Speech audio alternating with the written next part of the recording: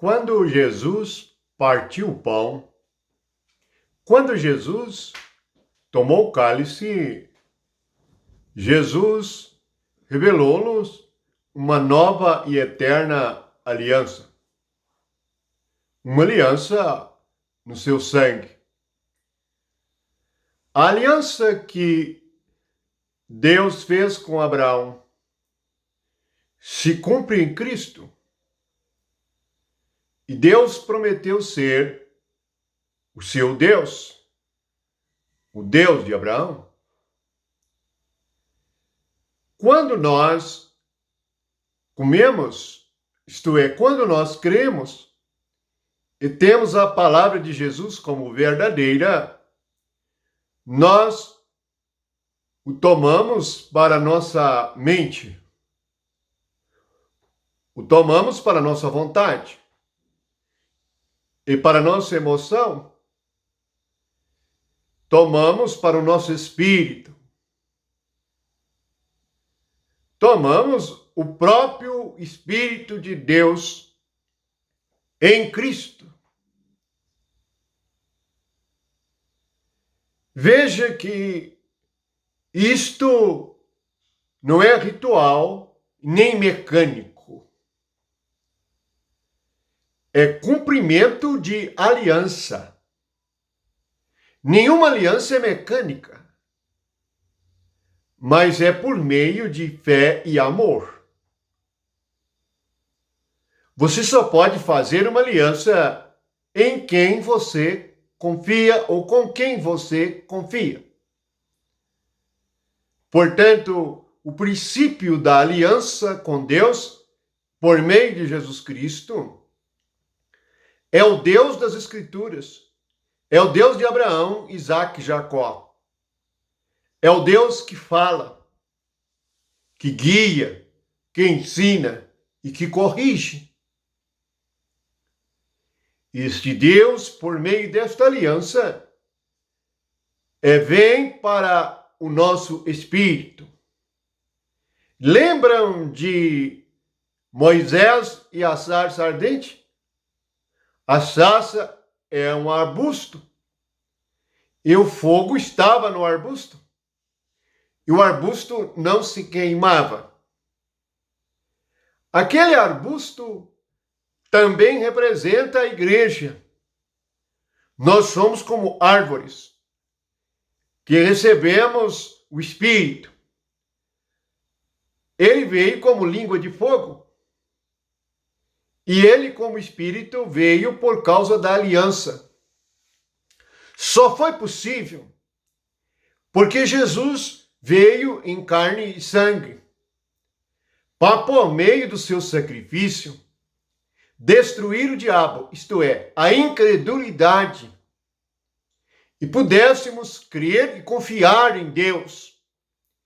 É impossível o homem confiar em Deus sem o sacrifício de Cristo. A introdução da incredulidade é a voz da serpente em Gênesis. E a voz da serpente foi assim que Deus disse. Porque há várias interpretações e discussões e debates a respeito da palavra de Deus até hoje? Porque a mente do homem é a mente satânica.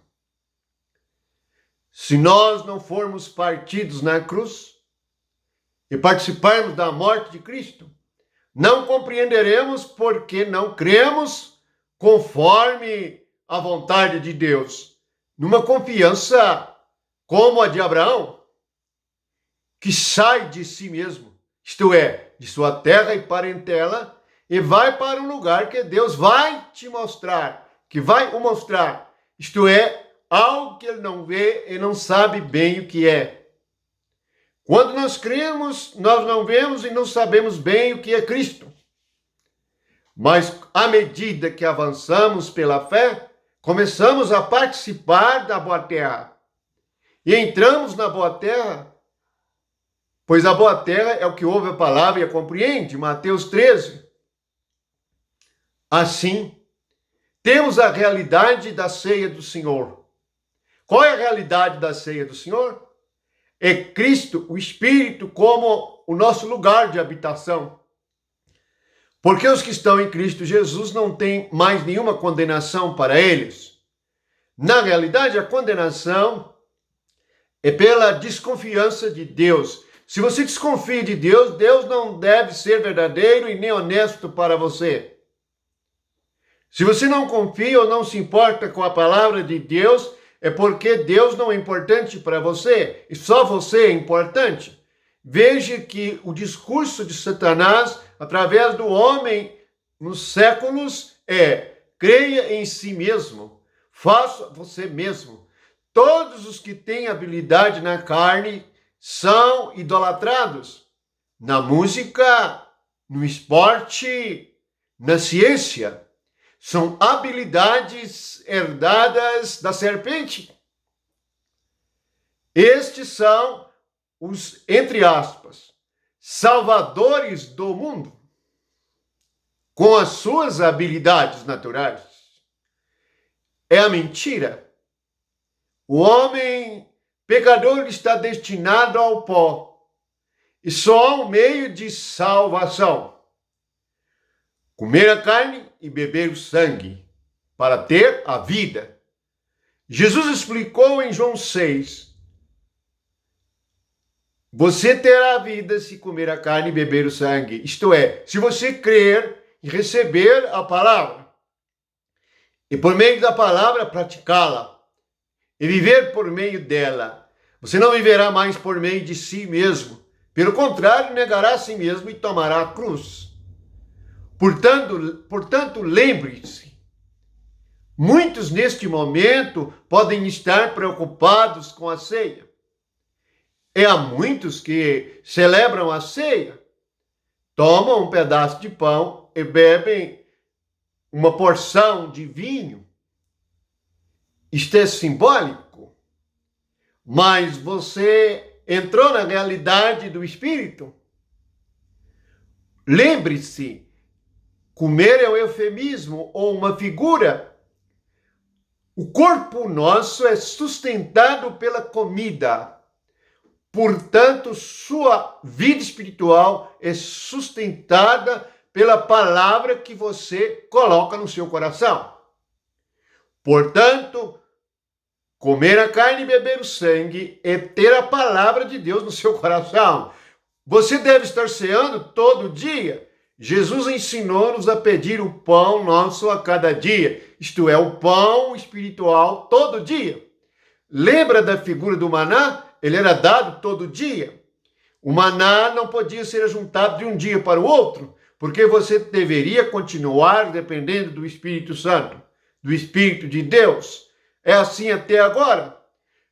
O homem carnal quer ajuntar as coisas para viver e quer confiar nestas coisas que possui. Mas nós não precisamos fazer isto. Jesus ensinou-nos a viver sem ansiedade alguma. Mandou-nos olhar para os pássaros e para os campos e ver que viviam na dependência de Deus, que eles não trabalhavam, não ceifavam. Jesus não está nos ensinando a ser preguiçosos. Ele está nos ensinando a viver uma vida sem ansiedade. Em seguida, ele nos ensina que para termos a vida de Deus, precisamos comer da vida de Deus. Ele é o pão vivo que desceu do céu. Então, ele foi partido por nós na cruz e se tornou o Espírito para nos alimentar diariamente.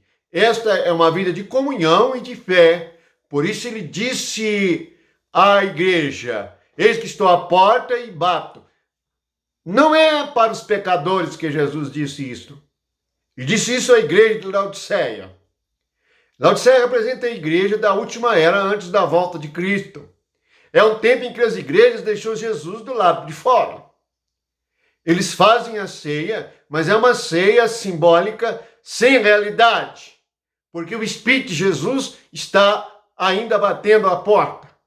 E por que Jesus está batendo a porta? Por causa da sabedoria do homem. Leia a carta a Laodiceia. Eles dizem: ricos somos. São esses que já têm tudo na igreja e se vangloriam. Vangloriam das orações, vangloriam das apresentações, vangloria do louvor, vangloria do número de pessoas que estão reunidas. Esta é a igreja de Laodiceia. Ela deixa o espírito do lado de fora, mas ele está à porta e bate e diz: se alguém abrir a porta, eu entrarei e cearei com ele e ele comigo. Bem, então a ceia é por meio da presença e do poder de Cristo. O dia em que você participa simbolicamente, na reunião que Jesus disse para celebrarmos em seu memorial, é porque durante todo o tempo nós comemos o pão nosso de cada dia. Medite sobre isto. Que graça e que maravilha. Não precisamos mais comer o pão imundo da boca dos homens incrédulos, dos homens perversos, dos homens maus, daqueles que andam segundo o coração maligno. Nós agora comemos o pão vivo que desceu do céu. Jesus nos deu a sua carne e nos deu o seu sangue para nós comermos e bebermos. Isto, carne e sangue, se tornou o espírito que dá vida. Em Coríntios diz que é o espírito vivificante. Então nós temos agora a vida de Deus alimentada pelo pão nosso de cada dia, pelo espírito de cada dia. E ele está conosco até a consumação de todas as coisas. E chegará o dia da revelação da glória dos filhos de Deus. Todos nós que comemos e bebemos Cristo seremos manifestados em glória e teremos um corpo semelhante ao de Cristo. Louvado e engrandecido seja o Senhor. A Ele a honra, a glória e o poder para sempre. Que todos os irmãos estejam ceando no Espírito e o pão nosso de cada dia dado a cada um, para que todos estejam na vida eterna, pela fé, experimentando a graça, o amor, a alegria e a glória no Espírito de Jesus Cristo. Amém.